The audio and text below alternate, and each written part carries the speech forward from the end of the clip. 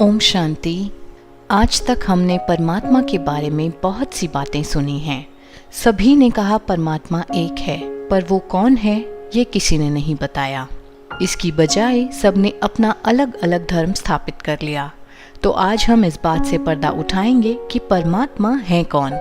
सभी धर्म पिताओं ने एक एक करके क्या कहा, अब जरा इस बात पर गौर फरमाइए। क्राइस्ट ने कहा गॉड इज लाइट, यानी ईश्वर प्रकाश है, और इशारा ऊपर की ओर किया। गुरु नानक देव जी ने कहा एक ओंकार निराकार, और ईश्वर को अकाल मूर्त बताया है, अर्थात परमात्मा निराकार है और ज्योति स्वरूप है। उन्होंने भी इशारा ऊपर की ओर किया। इस्लाम धर्म में भी कहा गया है नूरे इलाही, अर्थात अल्लाह नूर है, यानी कि भगवान प्रकाश स्वरूप है, और इबादत में हाथ भी ऊपर का इशारा करते हैं। यहाँ तक कि गौतम बुद्ध और महावीर स्वामी ने भी प्रकाश को ही परम माना है। अब जरा ध्यान दें, किसी भी धर्म पिता ने ये नहीं कहा कि मैं ही ईश्वर हूँ।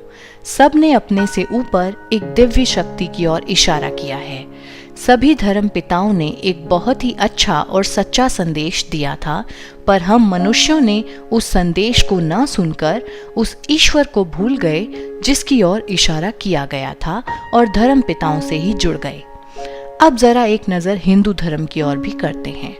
भारत के चारों ओर 12 ज्योतिर्लिंगम की स्थापना की गई है। ज्योतिर्लिंग अर्थात प्रकाश का स्वरूप। हिंदू धर्म के अनुसार कोई भी मंदिर शिवलिंग की स्थापना के बिना पूरा नहीं माना जाता।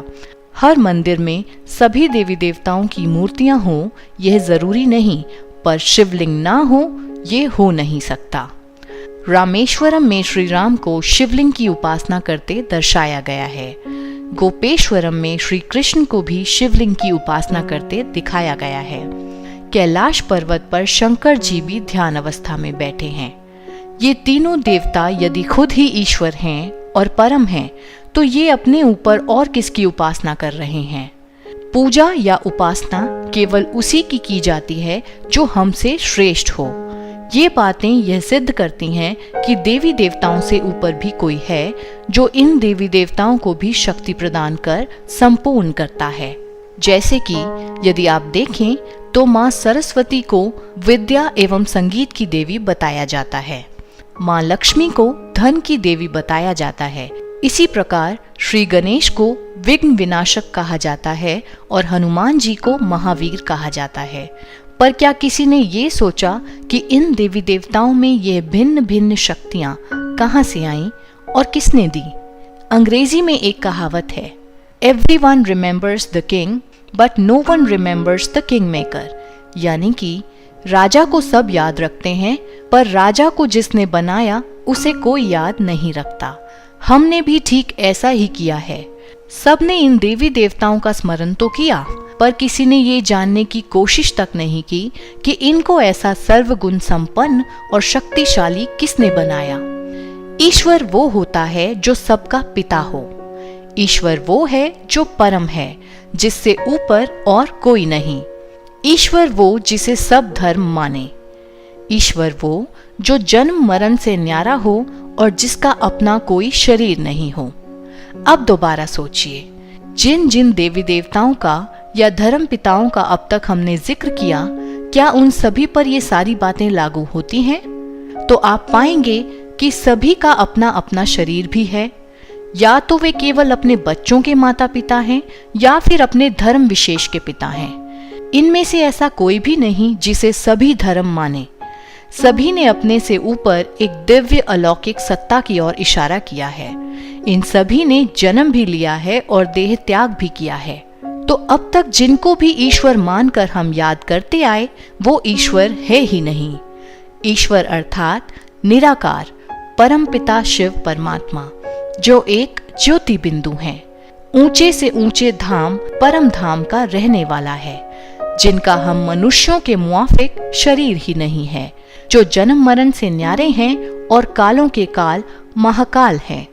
निराकार होने के कारण जो आज तक गुप्त था और हम सब उसे शरीरधारियों में ढूंढ रहे थे, जिसका इस धरती पर निवास नहीं है, जब धर्म की अति ग्लानि होती है तब उसको परम धाम से आना पड़ता है।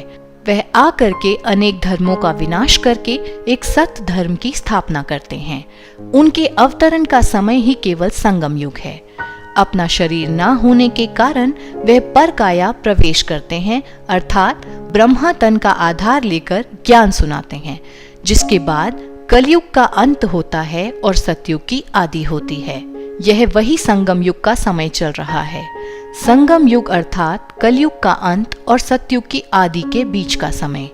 यही वक्त है उस निराकार परम पिता परमात्मा को पहचान कर उससे सर्व संबंध जोड़ने का। तो ये था परमात्मा का सत्य परिचय। राजयोग 7 डेज कोर्स करने के लिए आप अपने नजदीकी ब्रह्मा कुमारी सेवा केंद्र से भी संपर्क कर सकते हैं। हम जल्द ही राजयोग के अगले पाठ के साथ आपके समक्ष फिर हाजिर होंगे। तब तक के लिए जुड़े रहें हमारे साथ। ओम शांति।